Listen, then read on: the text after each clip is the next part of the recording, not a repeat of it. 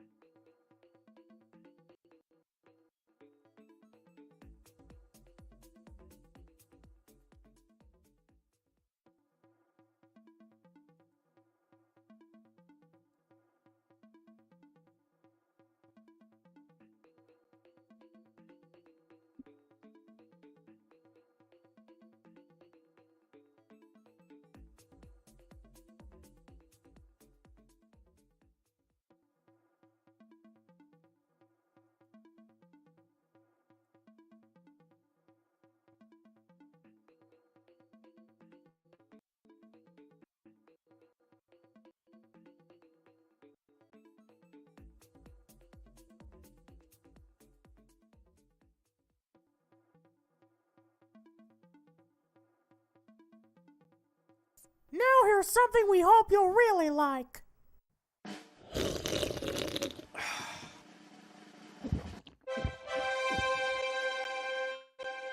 Don't be such a square. Everybody who's anybody drinks. Smoke perp to the haze, smoke haze to the cheese, smoke cheese to the kush, smoke kush to the sour diesel, and I ain't feeling anything. Chief, I smoke perp to the haze. How are we supposed to follow that? To the cheese, smoke cheese to the kush, smoke kush to the sour diesel. My dog stepped on a bee. And I ain't feeling. Chief, I smoke perp to the haze, smoke haze to the cheese, smoke cheese to the kush, smoke kush to the sour diesel, and I ain't feeling. Brutal Monkey is right. All the uploading takes hours. How many times do we have to teach you this lesson, old man? And now,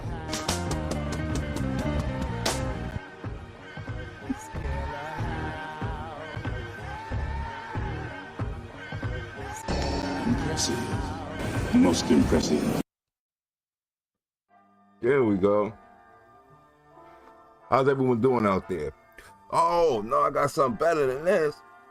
Welcome to Soul Stuff Sunday. We're going to do something big. Oh, that's what's missing. I'm like, why is it so dark in here? Captain Dummy, Captain Dummy, Captain Dummy. Fixed it. Yeah, I got better music than this now. I found my playlist. Sharp Billy, I got ham. Found my playlist. How you doing out there, Paul? How you doing out there, Wild Bill? I hope everything is going smooth. Hello out there, Kick. And hello out there on Twitch. Oh, nice. Everybody showed up today. We got any rumblers? No rumbles. Down. Even though this is a classic jammy jam, I love this playlist. This is something I found pretty fun. No, I'm gonna find something. I found something extra funky. And I thought we could jam on it. I listened to a good 10 minutes of it and really enjoyed it. So I hope this will suffice for us. There we go. Let me give it a little boost. There we go. Little Japanese funk, 1976 from Okinawa's. And my beer. Cheers, everyone, on this Soul Stuff Sunday. We got some kind of good stuff planned. I'm not going to hold you too long. So let's see. Stephen Jacobs, morning. How you doing out there? Yeah, I'm not going to hold y'all too long. But figured we come out, hang out a little bit on Sunday, enjoy ourselves. Try and have a good day and a good week. So I was really struggling to try and come up with a topic this week. So that's why it's like a little bit of everything. Just with moving and everything going on, it's hard for me to really focus a chain of thoughts together. I got a bunch of clips up here. So we're just going to kind of go over them, react, review. Hopefully we learn a little bit of something out of here. I forgot last week when I did the Legends of Cannabis. Maybe I didn't forget, but wanted to kind of keep controversy out of Old Timer. But I had actually found from the ACED's website where they specifically say that Old Timer had nothing to do with Blue Sky Vienna. I did a couple videos on that. And just to kind of talk about that situation, that what Blue Skies Vienna is claiming, he got haze genetics and skunk genetics from Old Timer 1. Old Timer 1 is basically stated numerous times he's had nothing to do with him, but because Old Timer 1 is dead, he can't fight back. Then I have Cannabis versus Cancer, and I think Cannabis is kicking his butt. We're getting some real scientific research out in here, and we are finding out that the medicinal benefits we thought cannabis brought us and were almost bred out are being bred back in there or still sustained in there. And they're actually having great benefits with medical patients who do suffer from cancer, different forms of it as well. So it should be a pretty good read. I won't enjoy reading it, but hopefully we get some information out of there. Oh man. Some Saranac Redbud. Oh wow. Some Panama Red, that's nice. I would love to see the colors of that. And I've also heard from like Panama Red, you get like strawberry in a way. Some of them have a strawberry phenotype. I'm guessing like fresh strawberry, not the artificial like candy stuff. So, whoa, it sounded good. I was trying to think of where Saranac was. I know it from beer. There's a beer company called Saranac Brewing. Is that in Illinois? Maybe I'm wrong about that one. But whoa, it's been through the ringer. If it's from an old time, it's probably had like 20 years of breeding work into a genetic work. So that probably is something. Yes, everybody enjoying themselves. That's good. No, I didn't know this actually had words. That's cool.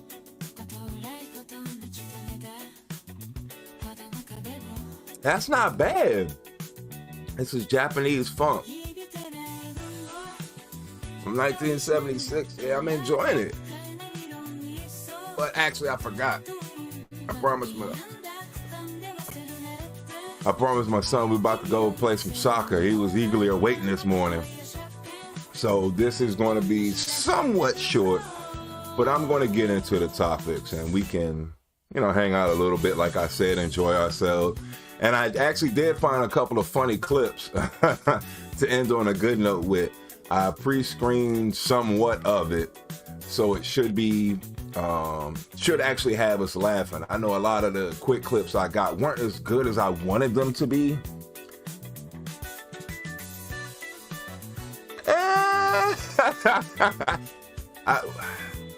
I had a cup and a half so far, but I guess my cups are like 16 ounces.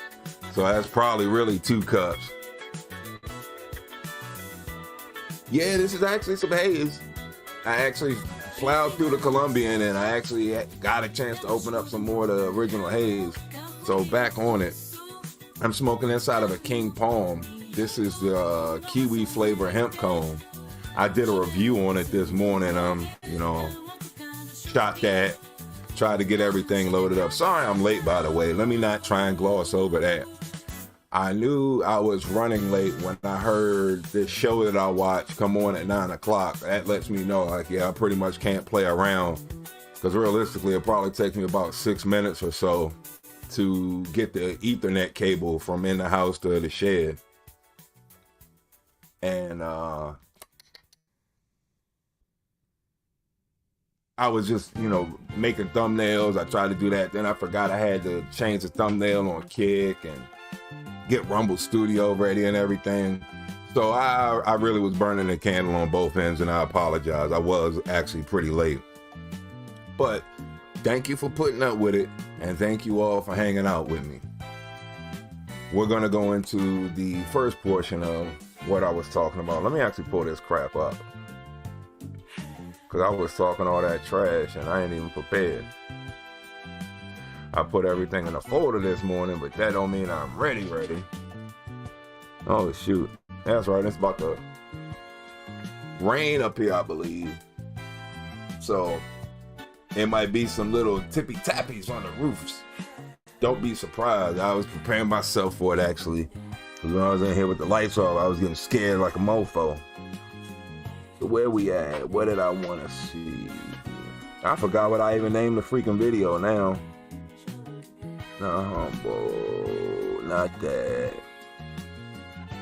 Oh, I actually got a video about Old Timer as well. That was probably soon after he had passed. I didn't finish the video? I thought I did. Okay, what did I label it? That's probably what my problem is. Oh, don't tell me I loaded it to YouTube and I didn't load it. Man, maybe I didn't finish it. That's what I'm thinking now. Because I don't really see where it would be. And now I feel bad. What the heck? Is that what you call it? Thunder? Yeah, no, okay. Dang, I don't have it. Crap. I don't know what I did with it. Oh well, I got something better than that. We'll just go right into training techniques. Sorry about that. Okay. Yeah, my fault. Maybe I have it on the... Nope. I don't even have it on the, what you call it? The desktop. Desktop, that's what that's called. So either I didn't finish it and I thought I did, or it's in my phone. Like I didn't, what you call it, render it or whatever. I didn't set it up properly. Oh, is this the war on drugs? Wow, okay. I don't remember that. I definitely don't remember watching that. So we were going to go into, not composting. Where's this crap at? Mainlining. There we go. At least I can do that correctly, I think. In today's video, I'm going to be going I over one hope. of my favorite training techniques for plants that we rarely get the chance to do on the channel, which is known as manifolding, also referred to as... Hold on. We're going to take it from the top, Sam. I don't hear anything. I'm sorry. And I'm hoping that you can hear it before I actually sit back, relax, and finish drinking the rest of this fine beer. All right, so let's take from the top, Sam. In today's video, I'm going to be going over one of my favorite training techniques for plants that we rarely get the chance to do on the channel, there we go. Which is known as manifolding, also referred to as mainlining. Okay, manifolding and mainlining is the same thing. Okay, first off the bat, I didn't know that. Let me get this crap out the way. We don't need that. Yeah, first off the bat, I didn't know that was the same thing. I always see manifolding, but I don't really ever see mainlining, and I guess that's why, because that's probably the more traditional name for it.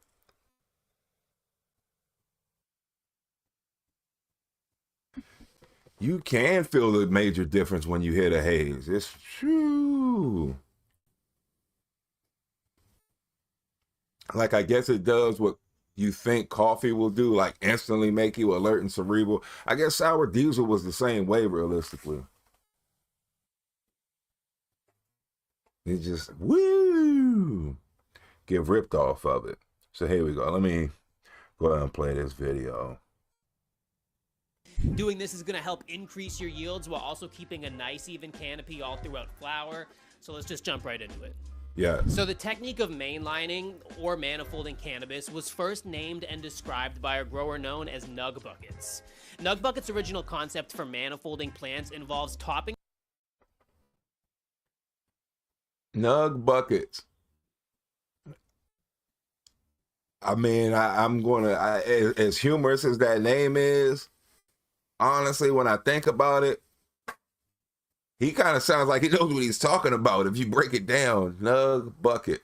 So like I was trying to fill the bucket up, he had been on that. Okay.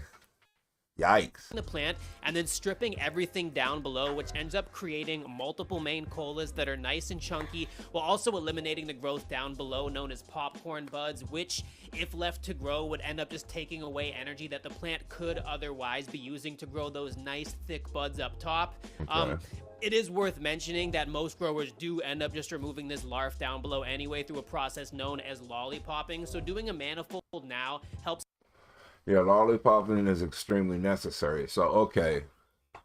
I think I understand a little bit about what's going on from what I have seen in just pictures, because I haven't really seen videos on it. That's why I was eager honestly, to get this was that I don't ever really see videos on I don't ever really see videos on Mainlining. This is the first one I really seen on YouTube. There's actually like 4 or 5. I guess I haven't looked at quite a bit. But this seemed to be about the most extensive, and I actually like this channel. I've seen videos from him before, and he's very descriptive. We watched his how to breed cannabis, how to self-pollinate, like spray it with STS spray and pollinate plants to get feminized seeds for your own home grow breeding. That was way back in the day. It might have been like episode 3 or 4 or something like that. This is what, episode 30.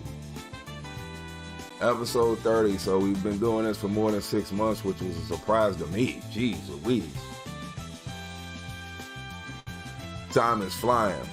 But I'm gonna get the name of the video when we check out of this, because I'm gonna have to switch the video, and I'll just remember to do that before we get out of here, so I can give you the name and the title of the video. I believe it's just Mainlining. So we're not gonna have to worry about those popcorn buds later on down the road. I personally just prefer getting this busy work done early, and in doing so, the plant is gonna be growing a lot slower in the early veg stage than it would had we not manifolded. But again, I think the trade-off is just really worth it. Now, a simple manifold, which we're going to be doing today, means topping your plant twice and manipulating it to produce 4 large main colas. Once done, the plant's branching will have created what is called a manifold, and it's going to look very unique with main stems that kind of resemble like a bonsai tree, I guess. And you're going to notice that the plant's branches are symmetrical from each side where the main stem was originally split. So if you're someone who just enjoys a cool looking plant with an even canopy all across, then this technique might be something that you're interested in. So there's that. Now, I should mention that growing from seed is easiest for this training method, as clones typically do not grow out symmetrically as opposed to going right from seedlings, which do. And to be more specific, you should... Now, I totally do agree with that point that he made right there. Dang, I don't want to put the funk back on. I totally do agree with the point he made right there, that it doesn't seem like clones pretty much grow anything outward. They pretty much just grow upward. So they're just the good one main bud on the top. I guess like the 2 or 3 little satellite buds beneath that. But as far as growing out more that you can actually like really clone from, doesn't really happen as much. So from seed does seem to be the best way to do most of these training techniques. And I guess that's when they would apply the most. Like lollipopping would be a huge problem when a plant's basically trying to grow vertically and has a bunch of different stems growing upward that you can stretch out, and you don't get that as much with clones. So I thought that was an interesting point.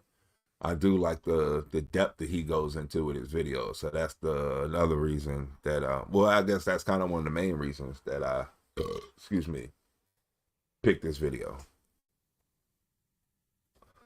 Come on, Ed. Oh, Bert. Mainline, okay. Mainline autos, okay, that's interesting. I'm scared to really do anything with auto flowers. Like, oh, I'm sorry, and good morning. Cheers to you. Thanks for stepping on in. Yeah, I'm scared. Well, auto flowers, I'm scared. I think, what do I have, like I'll say like a 20% rate, like 1 in 5. I had like the first one I grew was extremely successful. It was a bushy indica style autoflower. I believe it was dragon fruit. And after that, it's been all downhill. Actually, 2 out of those 5 auto grows turned out to just be fem seeds that weren't auto flowers in the first place. So I just don't have success with autos, and I'm scared to do anything to them because I guess the 2 other ones that actually grew out were nothing like the first one that I grew. I'm chasing a dragon, basically. But that seems to be the way to go. I know some people do top auto flowers. I'm kind of scared too. I'm just kind of more of a low stress training person. But I'm definitely down to hear anything that seems to work. So let's check out the rest of this video. Let's see, we can perceive. Probably be going with an indica strain, and that's because it naturally grows into that short, stocky Christmas tree shape, which always has those dense, wider colas that just responds a lot better to manifolding. On the other hand, sativa strains typically grow out to be taller with more secondary branching going on, and the flowers are usually a lot more skinny and lanky in appearance, which doesn't complement this training method as much. However, it still can be done. It's just not ideal, especially in comparison to using an indica strain instead. Okay, so now that we have a better idea of what manifolding is and what it accomplishes, let's just jump right into it and show. Okay, I never figured what it looked like. I've watched about 3 or 4 of his videos, and I've just heard him voice over. It's the first time I'm saying him. All right, like, what a cool dude, man. What a cool dude. Step by step, how you can easily manifold your plants at home. All right, for step 1, all we're going to be needing to get things started is some gardening wire and pruning scissors. Now, it doesn't really matter what kind of pot you're going to be growing in, but I personally think fabric works best. It's just super convenient since there's these metal hoops right on the side. I know a lot of y'all like the fabric pots.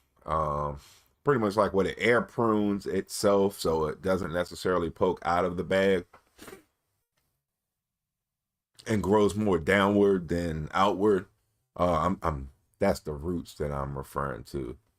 The fabric pots seem to air prune the roots and keep the roots going, I guess, vertically down versus horizontally out. The air kind of keeps it contained. I know that they seem to dry out a little bit more than, I guess, traditional plastic pots, but it's a lot easier to have a living soil thriving in that than it is the plastic pot. You risk a lot of anaerobic pockets in the plastic pots, and you seem to avoid this with the fabric pots. And it's a lot easier to reuse them or just keep it as a living soil outright indefinitely. For tying the plant down, otherwise we would need to make our own holes had we been using plastic pots instead. Okay, to begin the manifold, we're going to need a plant that's in its early veg cycle, and ideally you're going to want to wait until the plant has grown roughly to its 5th or 6th node before beginning to manifold the plant. A quick note, just keep in mind that the cotyledons, also known as the seed leaves, do not count as the first node. That's just a mistake I have seen a few times when counting nodes, so... Yeah, I haven't seen his face before. I actually I still kept the breeding video he had with the STS. It's a real, like, 4-minute, 5-minute video, something like that, real concise way of explaining the self-pollinating process. And he did it with low tech too. He was using soda bottles to contain the pollination and making sure no pollen was spreading anywhere but where he was trying to get it to. And I guess to contain the, what is it? Silver... Isn't silver thiosulfate, to keep that contained as well from spraying everywhere but what you want to spray it to and getting anywhere on other plants and causing them to harm. Because you want to I'm doing a different video. You want to keep about 3 or 4 clones when you're spraying something just to ensure that it's going to pollinate at least one of them. But yeah, I never seen his face before. Interesting. Again, yeah, just a tip. So once we noticed the plant was starting to work on its 5th node, we get ready to top the plant down to its 3rd node. When doing this, just be mindful not to accidentally cut the growth tips coming out of the node because each one is soon to develop into the new main. So the next step after the plant is topped, I never expected topping it was involved. All of the growth down below. In doing this, the plant will start diverting all of its energy into developing just the 2 remaining growth tips protruding from the 3rd node. From this point on, the 3rd node will become the center of the manifold, which will serve as the starting point where the plant distributes energy across all parts of the plant. Now, once you're finished this step, the plant will look a little bit bare, but in a few days, you should start to notice that the plant will have bounced back as it begins working on new growth. Again, now that the plant has been topped and stripped, what was once one main stem with auxiliary branching has now formed into 2 main stems that resemble a wishbone-like shape such as seen here. Now, as these two nodes start growing back, we could tie them down with some gardening wire to help keep them at a more uniform height, but in this case, they are kind of small right now and don't really need it, so we are just going to be holding back for a few days. Overall, this part is definitely strain dependent. If the stems are long and you think that they're strong enough to withstand the pressure, then by all means, just go for it right after the first topping and tie them down. If you do break anything, you could probably fix it with some duct tape just to mend the split. But Duct again, tape. for this plant, we didn't end up needing to use any gardening wire until after the second topping happened, and that's just because of how small the plant was. So at this point, we waited roughly 2 weeks for the plant to grow out and start working on its 5th set of nodes on each branch before repeating the first steps of topping and stripping the plant. Just like before, we will be topping each side down to the 3rd node while pruning all of the growth below these nodes. It is important to mention that when doing the second topping, you are going to need to make sure that you are cutting the nodes in the same place on both sides of the plant to ensure symmetrical growth. If the 3rd nodes aren't exactly even on both sides, you can choose to top the node that is directly across from the other instead. The overall goal here is just to make sure that the nodes are in the same place on both sides of the manifold. Essentially, every time you top the plants like this, it is going to be doubling the total number of main colas. Again, the plant is going to be looking a little bit bare for right now, but after some recovery, we will have successfully turned these 2 main stems into 4.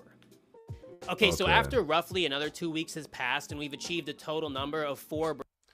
So I think that's the other thing. The growth is also stunted and having to repair all of that, which I guess allows it to develop. Yeah, I guess it doesn't allow it to develop root mass because it develops root mass from all the chlorophyll that it intakes.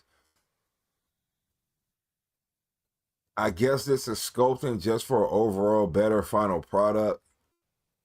But at this point, it's been like 4 weeks of growth, and it should be ready to flower, but he's still got to do some work to it. So it's going to be about 6 weeks till flower. So, I guess for space purpose, this makes sense, but I'm kind of confused on why you would really want to do this besides just a controlled overall final product. Branches with 5 nodes on each, we could hypothetically just continue the previous steps of topping and stripping to produce 8 or even 6 main stems, but since we are running out of space in this small 2x2 fully automated VGrow Smart Box by VivoSun, I'm not going to be doing another topping at the moment. Instead, I'm just going to be tying down these new growth to try to get some wall-to-wall coverage. I should mention, once you finish manifolding, you can start manipulating the plants into whichever shape you desire. I'm going to be using a scrog netting to do so and simply be weaving the shoots under to make sure everything is perfectly even, but you can also use a tomato cage and tie the colas to that instead. Pretty much whatever you prefer just to maintain an even canopy will work. Additionally, you can also give the plants a light super cropping around week 2 of flower if you're running out of vertical room in your tent, or the canopy just isn't perfectly even, which I am going to be doing here, as some of these shoots just seem to be growing a little bit taller than the others. But yeah, that's pretty much it. So again, super easy to do. You know, it's a simple yet effective high-stress training method that is going to help increase those yields come harvest time. Again, doing this does increase the veg growth time, but still, the two of us here certainly think it's a worthwhile HST method, especially if you're growing in a small space like this tiny 2x2 smart grow box, which we've been having a lot of fun growing with lately, and I'm excited to see what we can pull off here when flower comes rolling around and we harvest these plants. By the way, the strain we are working with is Banana Daddy by Ethos Genetics, so make sure to subscribe if you're interested in hearing our final thoughts on the strain, which will be coming out soon in a full-length seed to harvest video. But yeah, anyway, as always, I do appreciate you guys watching the channel. Until next time on Canadian Grower, that's it. Canadian Grower, I couldn't think of his name. Canadian Grower, yeah, okay, the body count thing isn't correct. I gotta actually fix it. We're close. That's why I took it off the other screen. Okay, yeah, so that's what it seemed like his final explanation was. In other words, was that it was to have a controlled final product. and it did seem to add time to the veg. So I'm glad he did at least mention that, just to highlight that point. It woke up the puppies. When they're little, they wake up off of anything, and it scares the crap out of them. Kittens, puppies, yeah, they wake up startled very easily.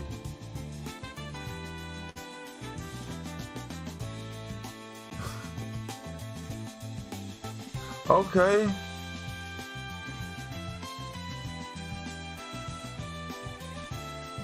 Dang, they got some vigor. Okay, I'm just reading the one about the Rosetta Stone seeds. So cool. They weren't sitting on the shelf. They were ready to go. Wow, that's rare that they're that pumpy. Sometimes it takes, like a good 36 hours, I don't know, for it to tap the shell out or whatever, 48 hours. But wow. The lamb, yeah, when they're little, they're really, really affectionate. I think kids and pets, like, dogs, cats, kind of keep you tame, calm down. You don't want to have them started out, and they're so nice. They just want to lay next to you, get your body heat, that it's almost relaxing. They're calming you down, you're calming them down. It's very symbiotic. Oh, that's right. I gotta switch this because she's gonna be singing, and it's gonna sound weird when I keep talking. I do have a backup, which I was excited about.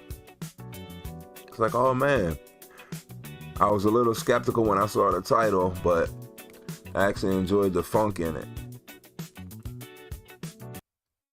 especially with the second track. It was extremely funky. This is lo-fi Donkey Kong Country, or Donkey Kong Country if it was lo-fi. And I thought that was extremely clever. But it was actually good. I was like, okay. I first listened to Mega Man 2, which, I love the music in that. And then I actually gave this a chance right after that. It showed up in the feed. Like, oh, this really isn't bad either.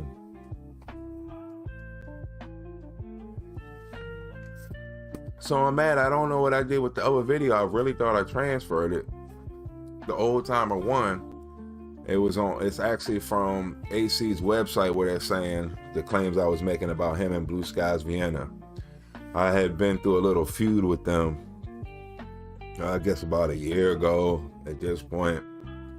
And that was the information that wasn't available, or I'll say I didn't find the information at the time. So now that it's available, I think, I guess from journalistic integrity, when I find information, it's best to kind of make it public. And I think it's the final nail in the coffin that ends everything. I had made 3 videos about it. That would have been the 4th that I would have shown, and it seems to end better in 4s than in 3s, I guess. I don't know how to look at it, but it was going to, like I said, I guess put everything to rest about Blue Skies Vienna and them having the roadkill skunk. I know there's been a big push for that the past few years. Now I have seen it, that title actually make a comeback, and true, I guess more volatile, funky skunk than Skunk 1 citrusy skunk.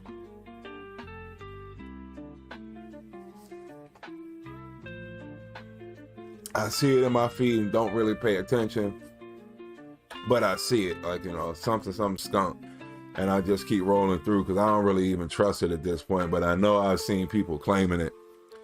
I'm referring to seed companies. Let me specify. I know I've seen seed companies or either farms claiming to have skunk. Now, what it is, I don't know, but I've just seen that claim on things. It's, definitely some kind of title in front of it. An example would be, you know, like Sonoma Red Skunk or whatever. Like there's these caveats before it actually gets to the skunk part. But I'm guessing it is more of the funky, pungent skunk that people are looking for. But seems to be more available, more out there, a resurgence. That's, I guess, what I'm trying to say. Yeah, this was it. This I thought it was pretty funky. Play it again, Sam. Like fake little rap beat. Busta Rhymes or zero. Oh, you had a BBS meme? That would have been interesting. Instead of the trying to see how much, you know, I can get. If you try the haze, I think the one thing I can think about the haze, if you're gonna try and make hash, is really try and break it up. From what I understand, I guess, you know, I'm hearing there actually is no indica and sativa. We're wrong about that philosophy. It's all just really a phenotypic expression from the region. Yeah, but for old school purposes, I understand that. But for what we grew up on and for what we understand, indica strands have their trichomes on the outside. They're a lot easier to wash. Whereas sativas, their trichomes are on the inside of the plant. And I kind of noticed that. It just was like a lot of flower on the outside. But when you break it up, you do actually see kind of crystally, or can kind of look from an overhead view at the bud. You do see a little bit more glistening than you do on the outside. So I would say break it up pretty significantly if you're going to, not in a grinder or anything, but, you know, pretty, I guess, dime-sized chunks. If you're going to wash it. But I think that would be some nice bubble hash. I never do it because I can contaminate both sides, but I always in the beginning of the year try and think about, okay, I'm gonna make like a sativa, a uppity hash, and I'm gonna make an indica, like medicinal hash, like with nocturnal. I said nocturnal. Yeah, like a nighttime dosage. One of those, like for more body aches, put you to sleep, and the daytime to wake you up. And I always end up mixing the two together. It never happens the way I planned it out to be. But I always think that's a great idea. So finally, yes, I get to change this. I was waiting on this for the body count because this is not accurate. But we are finished with our first one.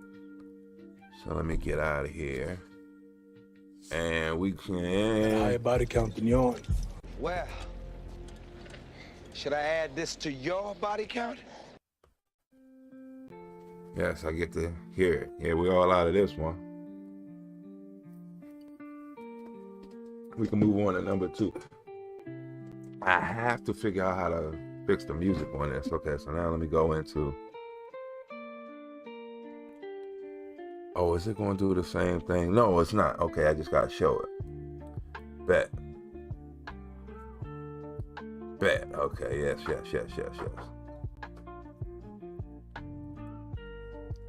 All right, cool. My fault. I just wanted to go into studio, and when we go into our next video, the body count will be legit. It's the same way. Yeah, I'm sorry. I never refix it. I haven't shut OBS down in probably a month. So I forgot to change the title of this. Change the topics that we were going to talk about. I've been working on a lot of different things. Plus, like I said, I'm moving. I actually went to go look at a place yesterday. And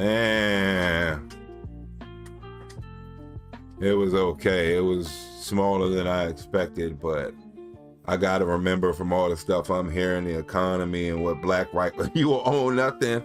I was like, oh, this is what it is. Okay, I get you. But I did want to come on. I did want to kind of do some stuff. I did want to hang out. Did want to enjoy my time. That's what I wanted to do. put hammer at the end of the body count video. I gotta remember that. Hammer from the first store, and it takes a little bit from Endgame. Yeah, takes a little bit from Endgame and put that on the end. But that was cool. Oh, I should probably queue up the next video. Why am I taking it easy on just making sure the body count was okay? I need to make sure the next video was all queued up and ready. We'll probably just go into the funny. How much time we got here? Yeah, because I got like, not going to go like 2.5 hours. Not going to go 3 hours, which I have been. And I enjoyed this. I can't even, when I look at the numbers of how long I'm on, I'm like, dang, it feels like an hour and a half when it's like a 3-hour stream. Or, you know, like right now, 45 minutes? Are you serious? All we did was look at a video. Wow, time is flying when you are enjoying yourself. Well, I guess when you're super intoxicated. Let me just go ahead and be honest. Let me tell the truth. When you get wasted, time is flying.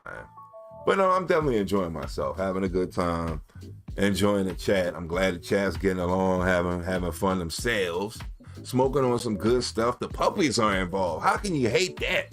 I mean, come on, a box of puppies and cannabis. Got some good tunes. Nice Sunday. Got our little drink going. It's the little things make you happy. Let me see what we're going to watch now. Yeah, I think I'm going to just go right into the funny. Because I haven't done that yet. I haven't gone like completely funny. I'm always trying to do something serious. No. Let me do the cancer article first, because I put that off for like 2 weeks. Let me do this cancer article, and then we'll go right into funny.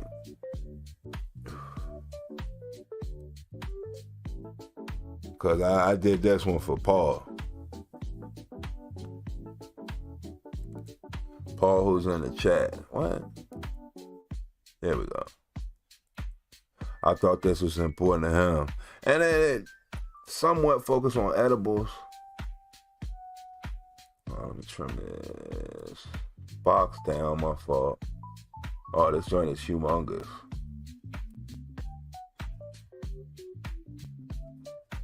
The what you call it, the box for the video is huge. The frame or whatever.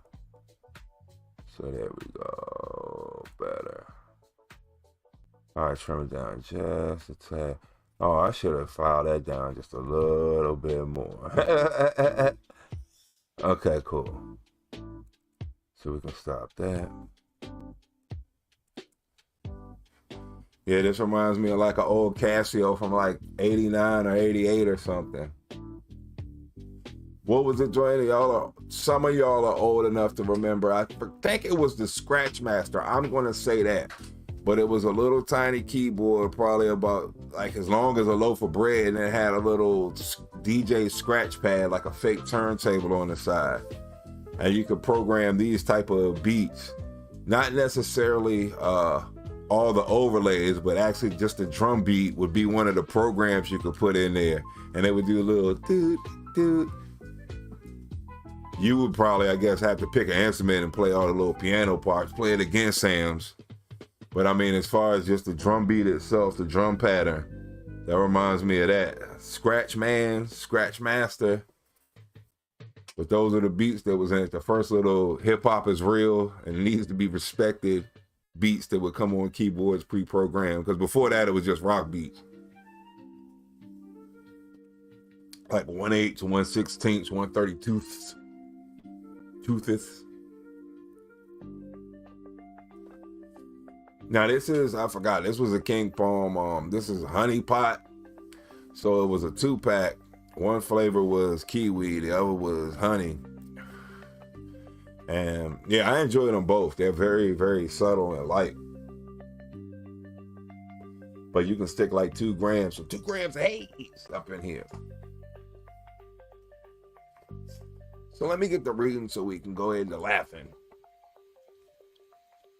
Cry now, laugh later, I guess. Get on my face. Yeah, and I'm gonna need the music too. You can go out and play it. Don't stop. I probably should have set that up. That's what I thought. Alright, so we go right to the video.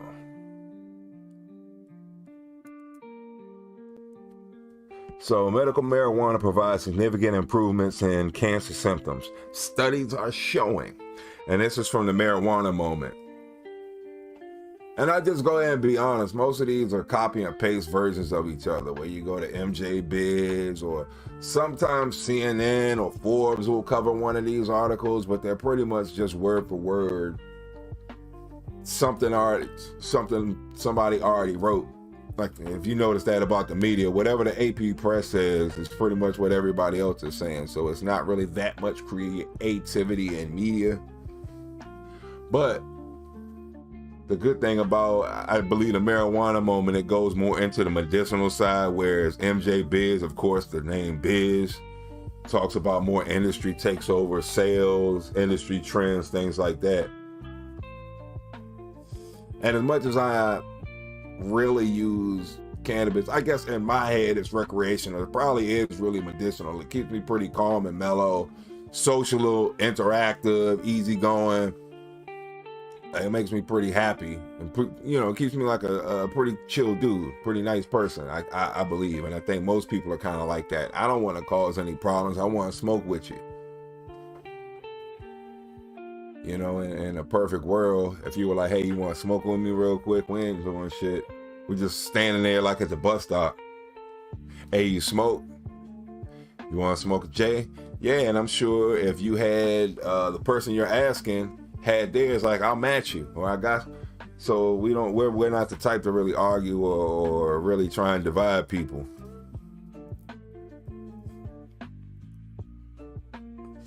Okay. I just tried to ensure I left enough time to where I wouldn't skip through the article this time. Okay. There we go. A new study of medical marijuana patients in Minnesota finds that people with cancer who use cannabis report significant improvements in cancer-related symptoms. Nevertheless, it notes that the high cost of marijuana can be burdensome to less financially stable patients, and it raises the questions about affordability and the access to this type of therapy. Well, okay. My first thought, just to kind of make this easier and so I don't forget, I'll go point by point on all of these articles. The thing about that is cannabis really shouldn't be that high costing. The fact that, I guess the reason the black market is still alive is because it's actually cheaper to buy street weed than it is to buy dispensary weed. And, the legalities, all that, gotta have your ID, it's gotta be valid and all that crap. They want to scan it. But, barring that, the fact that it's not the dispensary's fault either. It's not the farm's fault. They have to pay, like $1 million for a license, and then like $250,000 to distribute it and manufacture it and whatnot. So it's not their fault. They want to make cannabis affordable. That's why some of these people actually got into it for the medicinal purpose of it. That's why some of them are growing. But as far as when it comes to a consumer, the state's trying to get paid. And that's why I'm changing my opinion. But when I keep doing the Virginia governor vetoing the bill, is I was on his side. You can grow 4 plants in Virginia. Why are you trying to bring in something so we can create this revenue? I get that we can create revenue, but that doesn't necessarily mean it's right. But if that is what Virginians really want, I think he should let Virginians have what they really want. If that seems to be the case, I'm kind of leaning more with the normal advocate or whatever, the normal activist who's trying to help change the Virginia state law. But weed doesn't have to be that expensive. The reason I picked the Future Cannabis Project is there's plenty of growers on there that started growing pretty much for dispensary purposes to pretty much give plants away to people who really needed it. people with PTSD, people with heart conditions, like gastrointestinal, I think, ailments, spasms, things like that. So they got into it for the medicinal side. People always come in and try and regulate things, trying to find some way where they can get some money out of it. Like, I'm old enough to remember before OSHA. Like, I worked for like 2 or 3 years. Then all of a sudden there was this company called OSHA, and you had to abide by what they say. And I was like, where did that come from? How did this happen? There's posters everywhere. Like, how did they just take over? Kind of like raw at a dispensary. How did that happen? So cannabis should be affordable, especially for these patients. How is it not free? How is that not, say, like a stipend is going towards their medical bill or whatever, from insurance, say, or a state-funded insurance, some kind of like Section 8 voucher for cannabis for these people. All right, the report published late last month in the journal Cannabis looked at 2 responses to a survey with patients who had cancer who enrolled in that Minnesota medical cannabis program. What all of this article is about from Marijuana Moment. In addition to asking questions about patients' cancer histories, cannabis use, and symptom changes, the survey also included psychodemographic questions, socio-demographic questions. So I guess income, class, rural, suburb, farm, they asked everything. And I guess that makes sense, to try and see, could it be you just started walking around the lake and that's what lowered your heart pressure versus actually smoking while you're walking by the lake. That makes sense. You got to get all the variables covered, what you ate, all that stuff to make it true. Results show that while the overwhelming majority of patients reported symptom improvement associated with medical cannabis use, individuals not living comfortably on their present income probably did not. Give me a second. On their present income had a higher monthly out-of-pocket cost for cannabis, and they were more likely to stop using cannabis and use it less than they would like to. And this group was more cited cost. Okay, and this group more often cited cost as the reason for cannabis use disruption.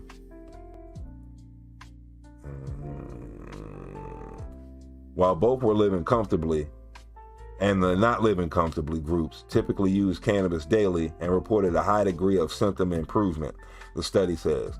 Patients in the not living comfortably group more often stopped and used cannabis less frequently than they would like, 54% versus 32%. So out of the 54% of the not living comfortably people, 32% reported improvement. Okay, so frequent citing cost as a reason, and 89% to 39% of the reason. I don't get those numbers, but I'm reporting them. Feel comfortable this accurate. Patients who were not living comfortably under the current income also tended to be enrolled in a state medical cannabis program for longer, make marijuana purchases more frequently, and use more high THC products versus their more financially comfortable counterparts. Okay, so from what I'm understanding, I couldn't interpret that last bit of information. It just seemed like to me, out of that, 59 versus 52 versus 39%, and the 85 versus 39%, that basically most of the people couldn't afford it, but everybody claimed to have improvements from using cannabis. Just some had to stop because they couldn't afford it. And out of those people who couldn't afford it, they basically had to go for higher THC things and use it less, versus the people who actually had money had a choice of, maybe just going for flavor versus specifically for their ailment. So more of, I guess, a physical ailment reliever, it would be a mental ailment reliever, which kind of makes sense. They have the luxury to pick, versus these people just have to go straight body effect and medicinal. with the higher THC purchases with less money. Let's say that. Notably, however, researchers observed no evidence for a significant difference in any of the self-report effects on symptoms burdening between the living comfortably and not living comfortably groups.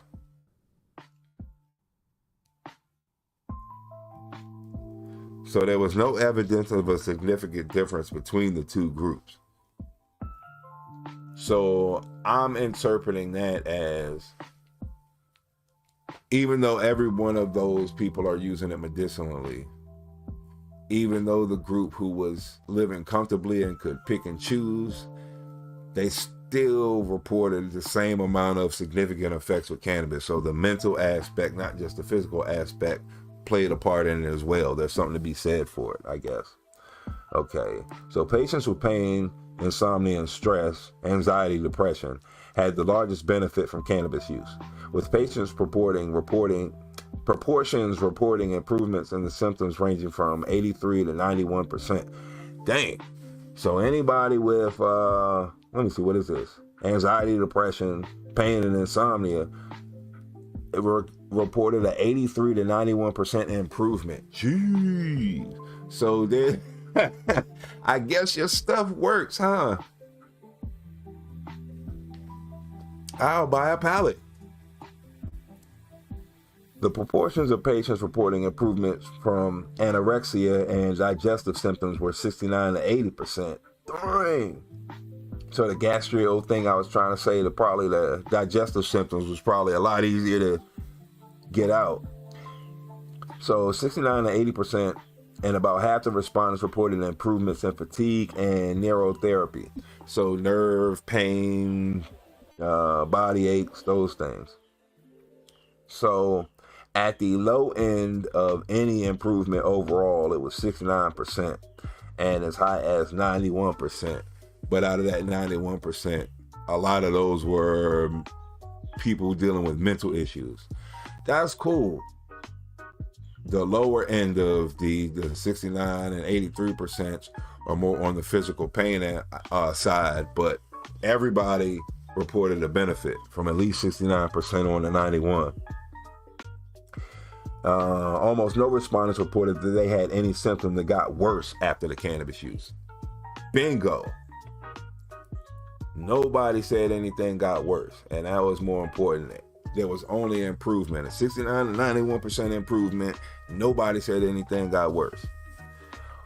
Okay, so authors from Health Partners Institute and the University of Minnesota and the Minnesota Department of Health noted in the report that while medical cannabis is increasing, used to manage cancer-related symptoms, insurance companies and healthcare plans do not reimburse medical cannabis, leaving patients responsible for all the associated costs.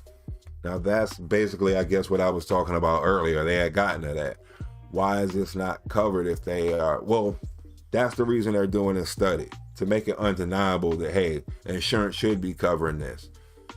I don't know how much y'all care about the news, and I don't know. I know that I'm like kind of on the lower end of YouTube. I'm coming off of a copyright strike and everything. If you go live and make videos on the same channel and keep the lives up, it messes your channel up. But so it's hard for me to kind of gauge views. I went from being in like the hundreds, like 112s, to now in the like 30s. But I wanted to do news on basically what is the NHL and Major League Baseball, the NBL, are about to waive the cannabis requirements and their drug testing. So they're about to let people use cannabis and CBD products to relieve their ailments in hockey and baseball, the National Hockey League and Major League Baseball. So it is getting more respect with that happening. I believe, what is it? Amazon dropped their cannabis drug test requirements overall, and so the Major League Baseball, Amazon is a drug requirement, and now this study is pretty much saying that it's only benefits from cannabis. So this can be a claim to push the insurance companies to give you some kind of subsidy or discount on your medical cannabis if you are a patient, and especially in this program, if nothing else. Together, our findings raise questions around health equity with regards to access to medical cannabis among those with cancer. If cannabis is indeed effective and reduces cancer symptoms, all patient groups, and especially those most vulnerable, should have access to cannabis if they wish to, calling for interventions to make medical cannabis more affordable. And I definitely agree with that. There should be some kind of voucher or whatever. What's the thing, like, you know, they pay you not to farm, so they should. That kind of shows a way. I know that's a different category, but that's paying somebody to do something from the government to a normal person. From the government to a cannabis farm. Hey, you know, we're in this program the same way that some farm companies basically are the ones who feed the food pantries, these lower budget farm or lower budget marketing companies that feed the food pantries. They still make milk or pasteurized milk. They still make beans, but they're not necessarily companies you see in the grocery store. I guess lower quality. I don't know if that's necessarily the case, but I really tend to believe it's just a matter of who buys your stuff is how great it's going to be. But the government is paying farms to do things, so why not a Section 8 voucher for medical patients to go to the dispensary and then to the farm? You know, pretty much the medical, the count limit that you're able to purchase per month in the dispensary should be allotted to these cancer patients at a discount, while the dispensary and the farm are reimbursed or subsidized by the government to facilitate this, as well as insurance picking up on it at least, let's just say, like a 10-20% discount. Okay, I understand you don't want to go into this field, but I think there's something to be said for this. But I guess it's the same thing with like birth control not being on insurance. It's a different game. Oh, cool. Thank you. I'm glad. I'm trying to have more fun with it. I'm trying to exude my happiness and exude a little bit more personality. So I'm glad that you enjoy my new videos. Thank you very much. I'm trying. I don't realize I have as much, I guess, editing technique or talking presentation technique as I give myself credit for. But thank you very much, Stephen. I appreciate it. So where are we at? Where we at in this video? Is there any more stats? Okay, we're a little more than halfway done. Okay. If cannabis is to be a broadly available way to alleviate symptoms burdening patients with cancer, insurance coverage will ultimately be a need to ensure all patients can access it equally.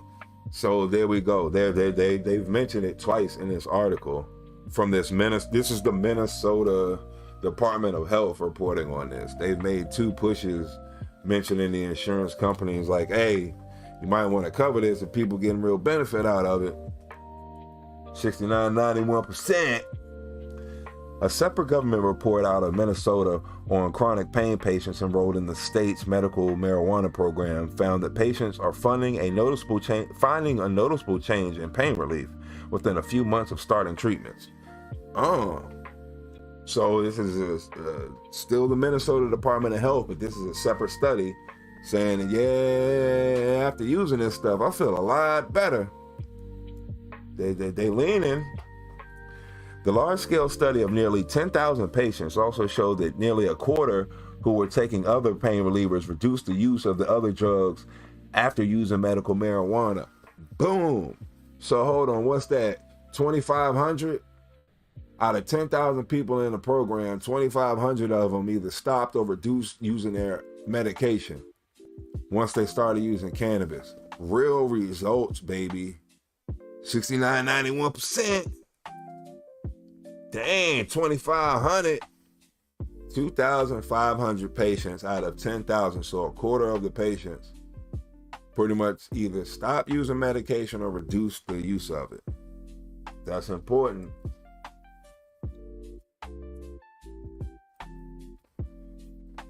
Excuse me, let me get a little couple puffs in. Let me get my mind right. Give me a taste, Jimmy. Give me a taste. All right.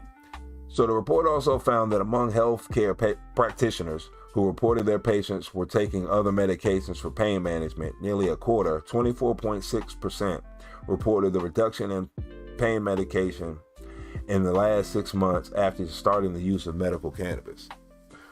So that's actually what happened. They were paraphrasing and making it sound good for marketing, but realistically, it took 6 months to get results. But that's good to know. That's fair. That's fair.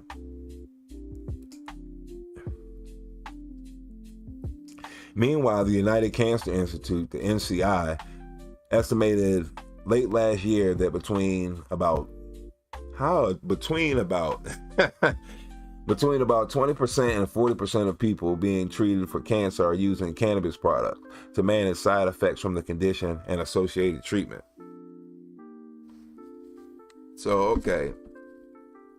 So separate study, I guess not cannabis related. This is from the Cancer Institute. They're basically asking, hey, how you treating your cannabis? How you treating your cancer? And they're like, hey, 20% of them are using cannabis to treat their cancer. So something to be said for that. That's important. Hold on, I'm trying to get my other headphone. Come on, give me a taste, Jimmy. Give me a taste. There we go. And so I'm using that to help. Using the other headphone to help me, I guess, focus and balance. Do my thing. There we go. Okay. Yeah, all results. So this is three separate studies that are reporting all benefits from cannabis with cancer. Study 1, 69 to 91%. Separate cancer study. Out of 10,000 people, a quarter of them, 2,500 people, basically either reduce or stop using their medication within 6 months. Report number 3, out of all their patients, 20% of them report using cannabis to help alleviate their things. So this isn't even within a study. This is just people on the street and they're using cannabis. So threw the hard way on you. The growth and popularity of cannabis products among people with cancer has tracked with the increasing number of states that have legalized cannabis for medical use. But research has lagged on whether and which cannabis products are safe and effective way to help cancer-related symptoms and treatment-related side effects. So, and basically, there are products out there, but there's really no compass on which one they are. And that is due to advertising, banks not backing cannabis. You can't have a bank account because it's not federally legal. It's this gray area. I think there are some people who have started to lean more that way to banking with cannabis cannabis companies and farms. But overall, it's really in a real state of limbo. But there are products out there. Yeah, it's due to advertising. There's no one to steer you in the right direction. There's no, Louis Vuitton of cannabis known to anybody, or there's no Gucci known to anybody that, hey, this is the product you want to use for hip pain. Hey, this is the product you want to use for migraines. This is the product you want to use for shoulder pain. There's none of that. Hey, if you got stomach pains, rub this on your stomach. Use a tincture, use a gummy. You smoke a flower. There's no navigating this whole thing. So I will agree with that, and that's just due to that legal gray area. Included in the research cited in the National Cancer Institute was a series of scientific reports published in the journal Monographs The package of 14 articles detailed the results of broad, federally funded cannabis surveys of cancer patients from a dozen agencies designated cancer centers across the country, including in areas where marijuana is legal, permitted only for medical purposes, and still outlawed, I guess recreationally is what it's going to be. Yeah. So, they're also, so that's Article 4. Article 4. No, that's still Article 3. They're mentioning that the more it pops up, the more people are understanding that, yeah, this stuff works. More people are willing to try it. So I agree, at a certain point, it's going to be enough voices to where insurance companies are going to have to respect this in some sort of way. In all, just under a third of patients reported using cannabis, with respondents reported that they used cannabis primarily to treat cancer and treatment-related symptoms such as difficulty sleeping, pain, and mood changes. The most common perceived benefits were for pain, sleep, stress, and anxiety, and the treatment side effects, the report says. Okay, so yeah, the same thing as the first one. It's like 69 to 91% of people are expecting benefits in this survey.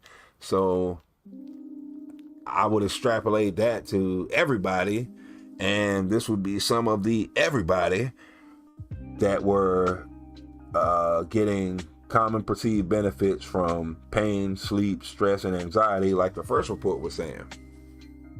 That those are the people who were most affected from the living comfortably and non-living comfortably survey portion of everything, and the people who weren't living comfortably would have used cannabis more, but they couldn't afford it, and that's what stopped their overall usage. I guess when times got tough, cannabis had to go. So other recent research on the possible therapeutic value of lesser known compounds in cannabis found that a number of minor cannabinoids may have anti-cancer effects on blood cancer that warrant further study. So blood cancer is another one, and they're just tapping into that hey, this one, I didn't even know there was blood cancer. Now that I think about it, I just glossed over that. Sheesh. Latif, how you doing? Yeah, we're just going over the undeniable benefits of cannabis and the insurance companies respecting it.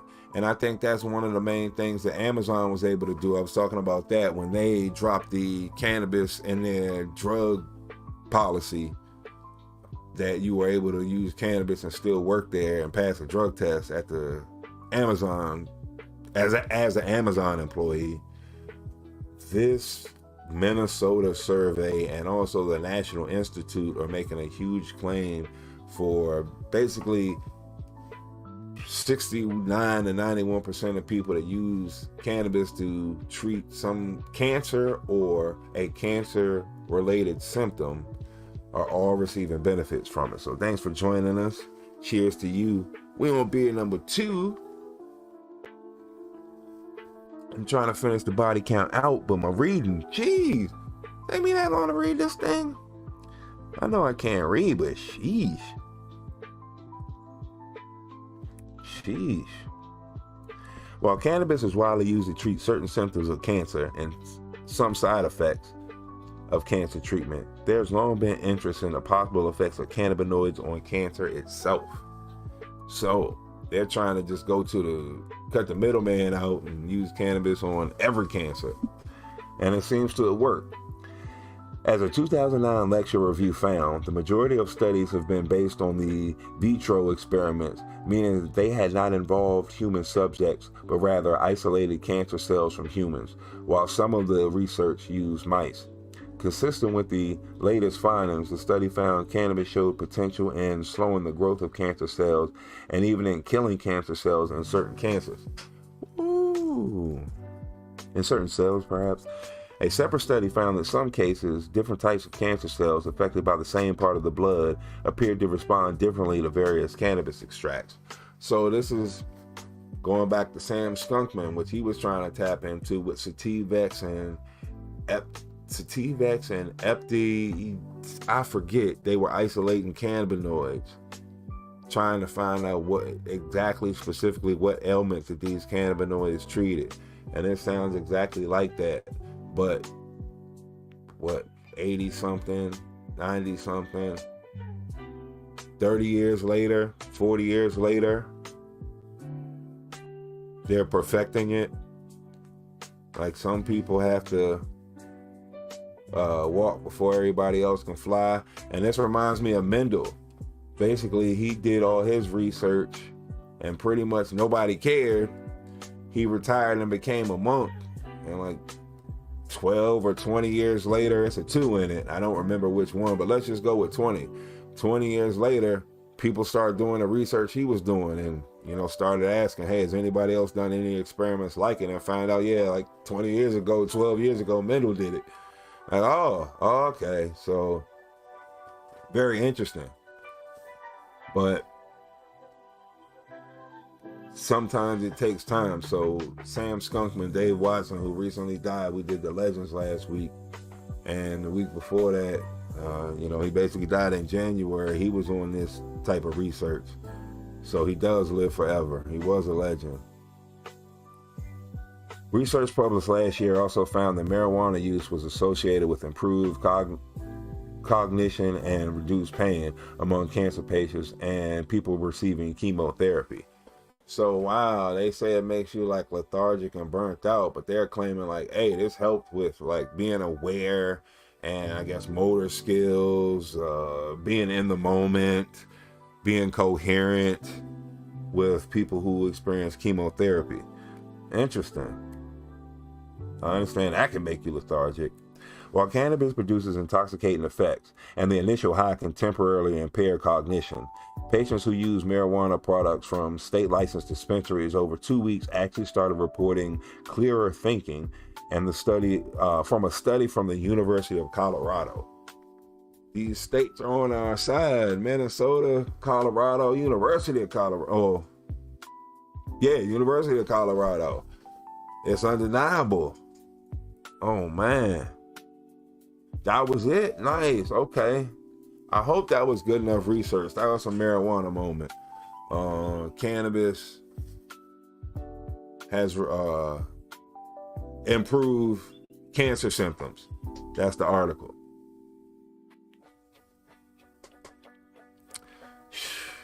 Six minutes, Dougie Fresher on.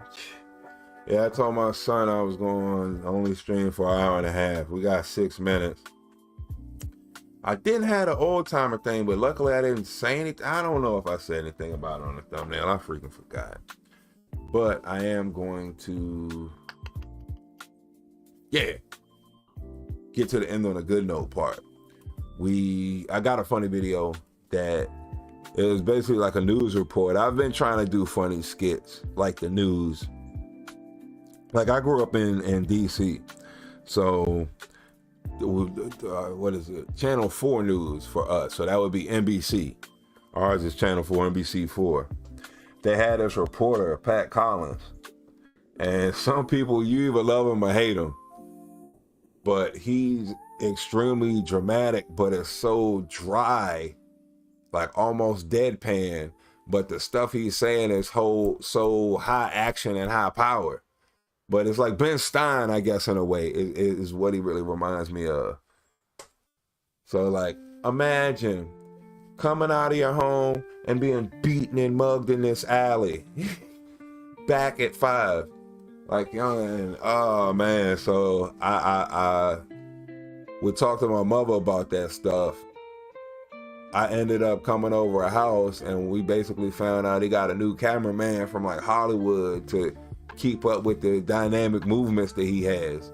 So he literally will have like from like what I said before, imagine being beaten and drugged in this alley and they just turn to it and he steps out the way. Like literally he'll start walking up to the camera. Imagine being beaten and mugged in this alley, and like while he's saying that, he's taking a step. Imagine being drugged in this alley. So the cameraman's following the whole time. Then they'll like zoom up the alley. And I definitely noticed the difference from like 3 or 4 of his little news reportings. They're like, oh, this is a force to be reckoned with on the news. He's going for a higher budget. he must want a contract renewal. But anyway, there's a lot of humor in the way he reports. This is almost to the point of parody. This video is definitely like a point of parody. I think they're trying to parody 60 Minutes actually, but this is crossing the border in Canada. I thought it was pretty funny. It was a very interesting premise, and you can you can definitely take it how you want to take it. I thought it was extremely funny. I enjoyed their effort. I enjoyed the production value. I thought they did a great job in it. So let me see if I got this here. Where would it be? Yeah, there we go. And I hope this doesn't mess the screen up, so I gotta waste time fixing that. We can just jump right into it. Oh yeah, that ain't bad. I like it when it gets mini. I hate when it's enlarged and I actually gotta try and shrink the screen down. It takes like 9 to 10 little plugs. Is that outside or is that this? Okay, cool. I think I got it. Bam. So, Soft Stuff Sunday. I appreciate everybody coming out. I enjoyed myself. Let's enjoy this video and get some lands for the rest of this week. All right. No, not you, lady. I was saving you for later. Even though cannabis is legal in Canada, if you're carrying pot when you enter the country, you must declare it at the border. Otherwise, you may face arrest and possibly criminal prosecution. Oh, give me one moment. I got my eyeballs. Where you coming from? Floating. Vermont. Bad. But we don't have any pot to declare like at all, so like no point even looking. Papers? Passports. Oh, yeah.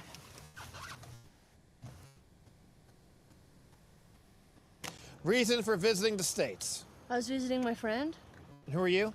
I'm the friend.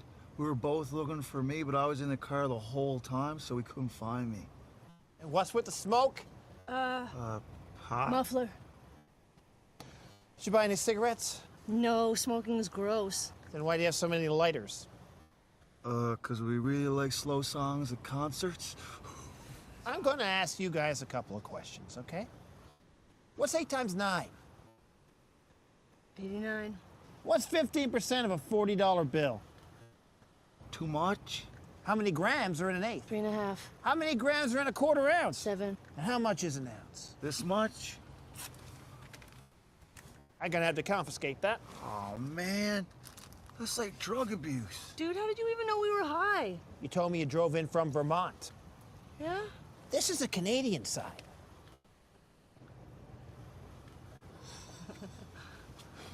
Weed is legal in Canada, so you really don't have any good reason to leave. A message from the Canada Border Services Agency. Where's that? Oh, there we go.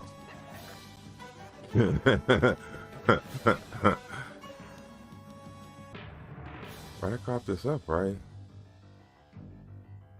But it seems like the words are screwed.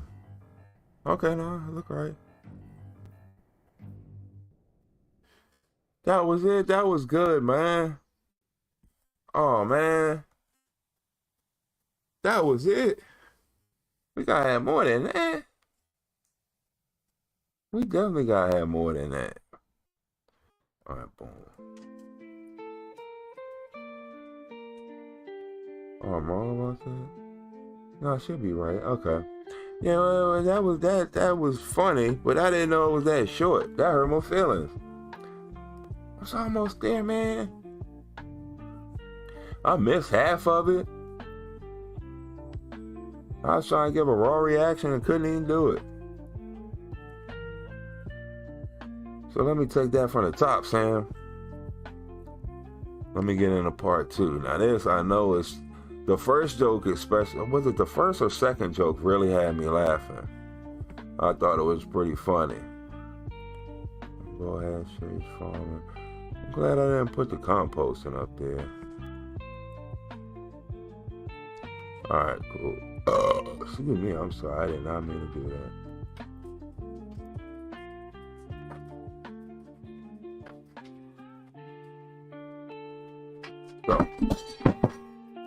Oh, shoot. I don't know what did that. And that scared me. Oh, maybe I pulled the ashtray down. That scared the crap out of me. Where my J go? I don't mind the cigs falling, but where my J? That was important. I was smoking that.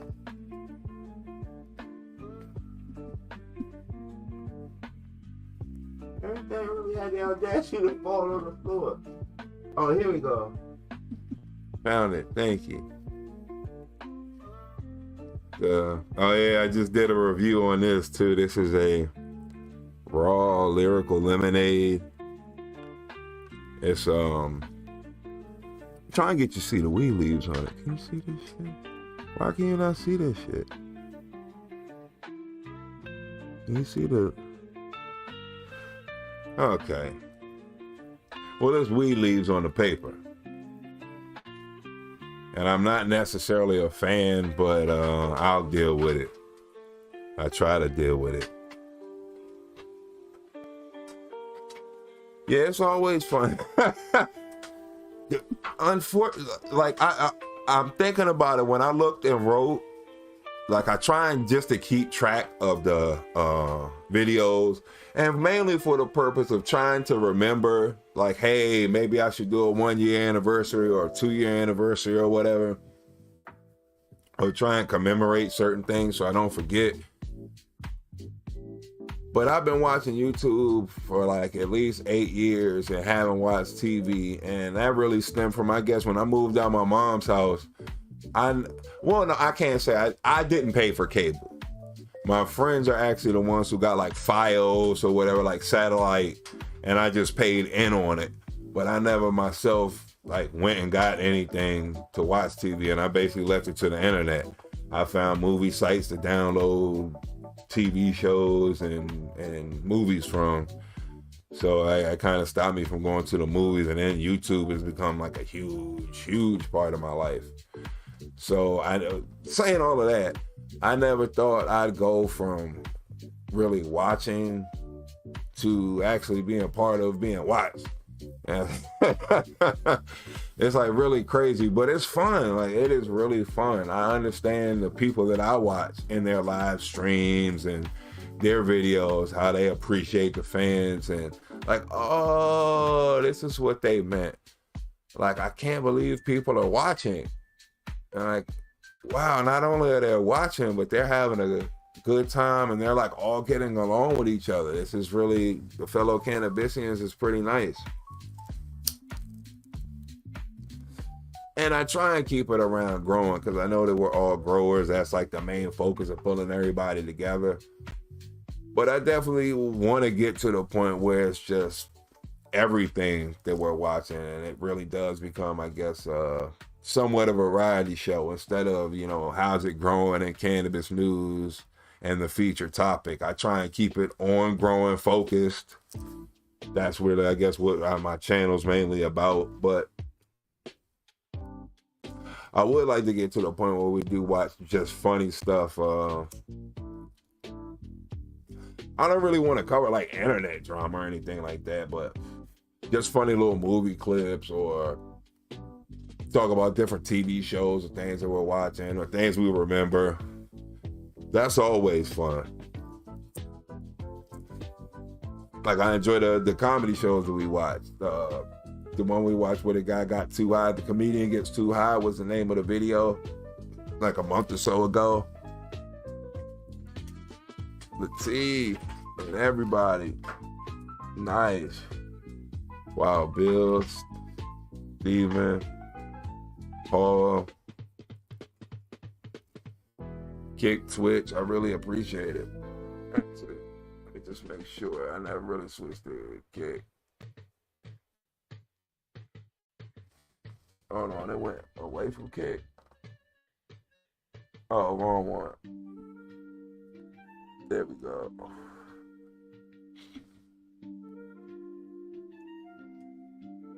No, I'm trying to see the live stream. Okay. Let me just make sure kick. Okay. I think Castellab would have caught everything up, but I just want to make sure everybody is concurring on Kick, Twitch, YouTube, Rumble. And I shout everybody out. I want everybody to feel like they part of this because they actually are. I definitely enjoy being able to just find things that you find the things that I find interesting. That's such a nice feeling. So I definitely enjoyed it. I lost my beer, I dropped it, found it somewhere. I don't know what I did with it. Where did it go? Oh, well, my bad. It's like, though, this the end? Somebody got my cell phone in their pocket. Oh, my bad. Yeah, found it. So this is definitely gonna make us laugh. This is a comedy show, so we should enjoy it. Wait for your number to be called. I don't like that shit. The weed store got all the lights on.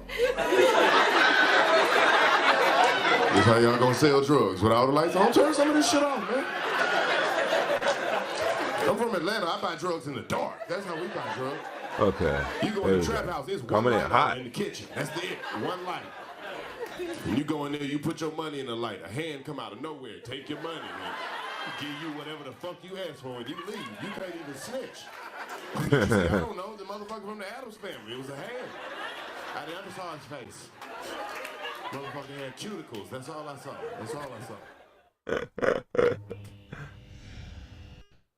Oh, that was good. Hold on, that was it? Something's not right here. That's not true. You go to the trap to get your weed, you can get shot, you can get stabbed, you can get bit by a pit bull, you get pulled over by the police. Anything can happen. By the time you get the weed, you deserve it. You got PTSD. You shit like a motherfucker, bro. Motherfucker almost shot me.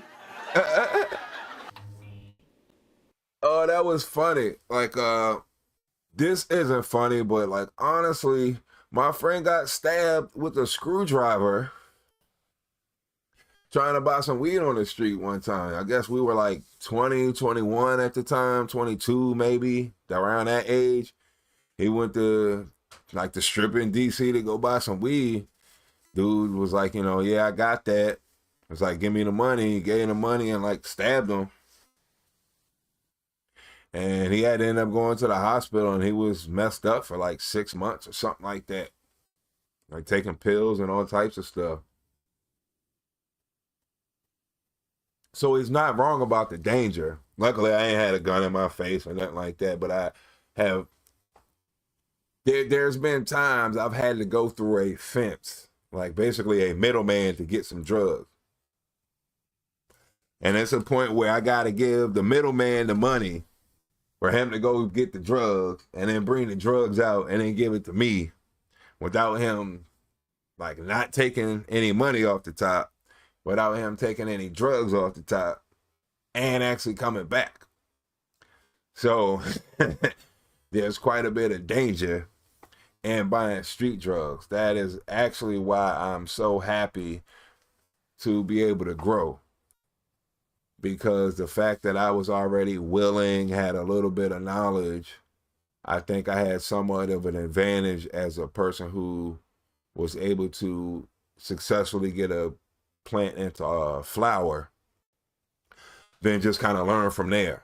Everything else I kind of understood and already had like my own routine, really.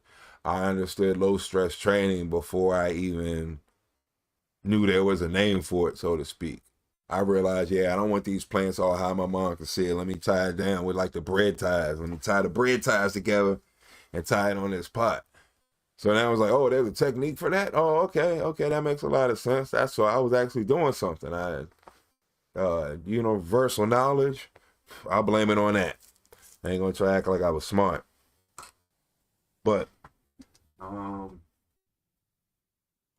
He's right about all the depths we used to have to go through. I know definitely when I was a teenager, like high school and shit like that. Yeah, I'd be getting in the car, people I don't know, going to places I can't get back from,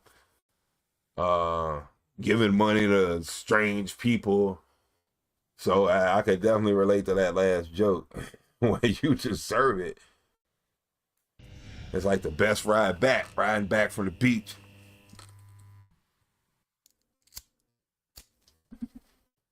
So I'm picking up all this stuff on the drive. Everybody ain't got good smoking etiquette. Ash the blunt, nigga.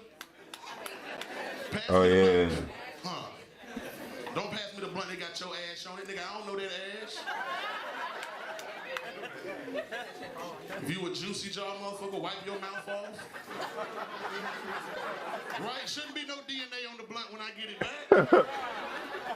What it tastes like? Your breakfast, nigga, is.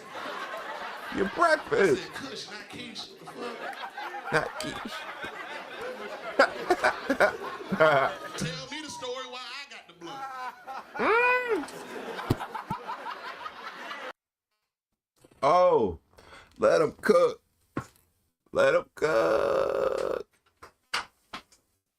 Tell me the story when I got the blunt. That was probably the best point out I've ever heard. Like, yes, put it in perspective. And I think the fact you got the blunt and you smoking it is inspiring you to want to talk or whatever. That's why that ends up happening. But he's right though. Tell me the story while I'm hitting it. So that was like,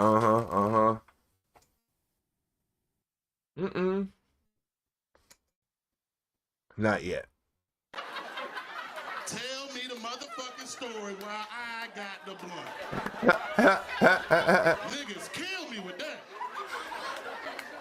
Niggas get fucked. Oh, these people not laughing. They must not smoke. See. Oh shit. People that smoke got a tendency to magically remember this story. It's a good story, a never-ending story, if you will. If you will, a never-ending story. They hit the blunt, and while they hit the blunt, they forget the story, and then they hit the blunt again to try to remember the story. And then you don't hit no story or smoke no weed. It's really a bad night. Oh man. It's really no fun. That was good. I thought that was a great one.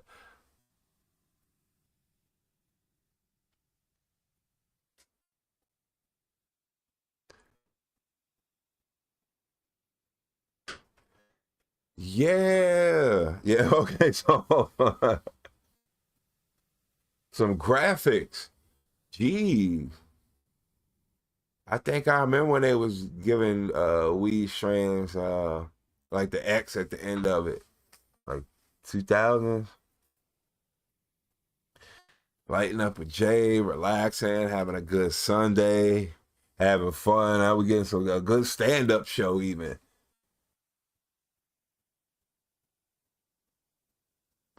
To get excited and never hit it. Yeah, you're right about that. Bro, well, okay. Dog was, I guess, the one that killed me the most. That's a little after, I guess, my super hangout time. I was like out of high school, like, dog, blah, blah, blah. Like, oh, I guess we were just as bad with Joe or Young or Man, like in the mid-90s. So everybody now is bro. Let me say bro. So I guess everybody kind of does that, gets excited and starts talking when they holding on to it. Yeah, being on the street sucks, so I'm very grateful that I don't have to go through that as much anymore. Okay, hold on. Is that the like the waxy like name on it? It looks like, I guess, like wet paint or whatever. Cause I'm sorry, I remember logos, but I just don't remember what it's from a lot of times. I got a weird photographic memory. Or a name will stick out, but I couldn't tell you. Oh, that's what it is. Okay, they made clothes. Like, okay, it was probably when I was walking to a store. I get confused.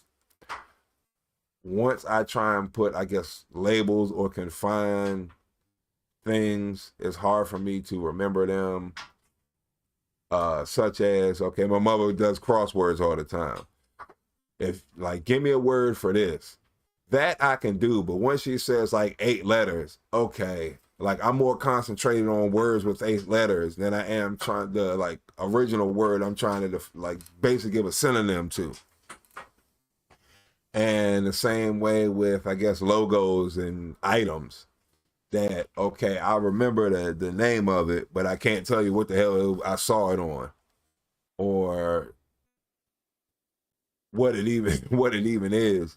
But okay, a bong. I got the bongs, but I never used them shits ever. I don't know why I don't. Oh, because I gotta keep reloading it. That's why I don't ever use the bongs. Like and I'm past that, honestly. That's like an old way of thinking.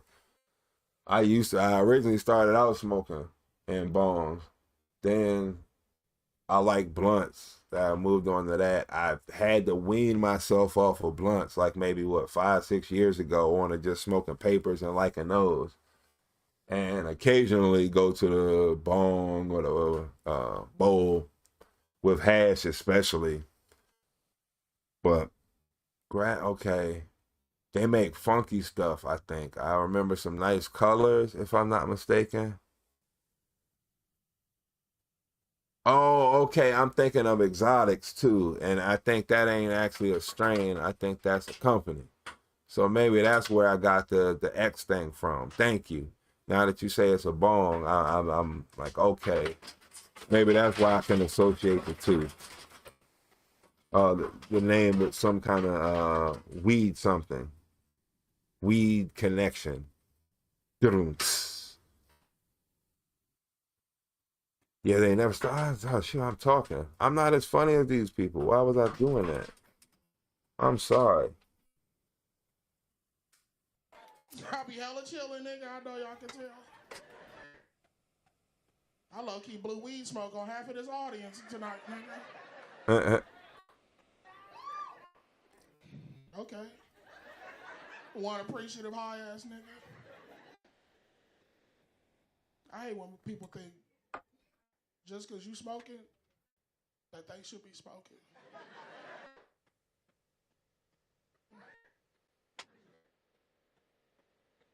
Never happened. Like, I love everybody, but nigga, no. We still fresh out of COVID, nigga. Like, and I don't even know if we out of it yet. Niggas is just back Smoking to the dome, solo to the face. Okay. I see niggas kissing in the mouth in the club the other day. I was like, okay, we there with it again.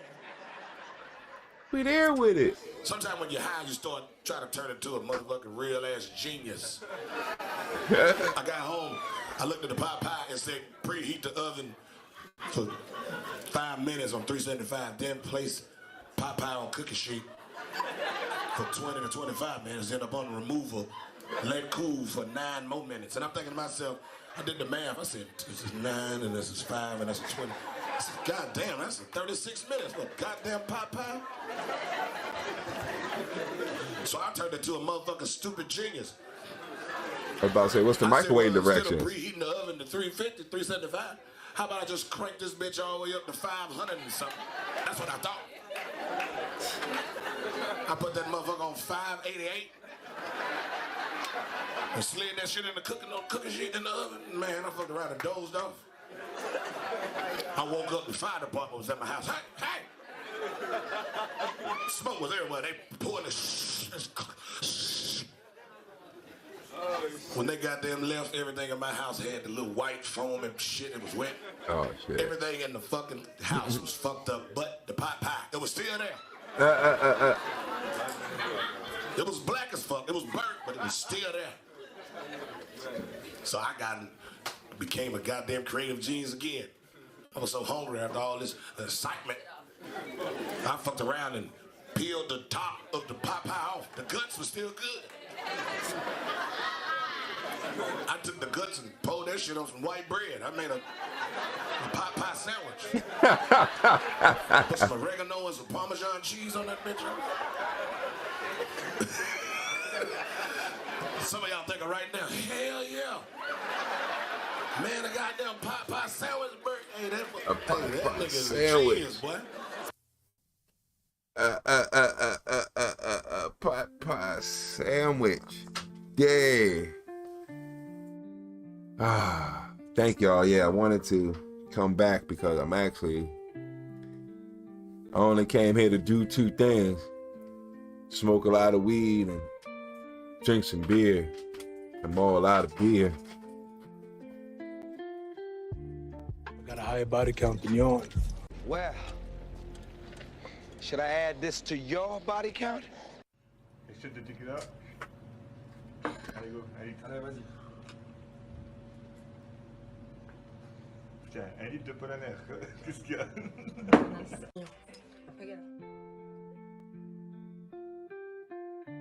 Beer number 2. Oh shoot, that's what I messed up. I was supposed to be slick and see that on you. But body counts, our average is 2, which I think is cool because it doesn't necessarily affect my amp, my overall uppity, but it does affect like what I remember, what I'm supposed to show, what I'm supposed to do, what the buttons are. So I don't want to mess up too much on that. We have gone to 3 and that's been fine and I've enjoyed it. I just didn't necessarily have the content to extend it any further.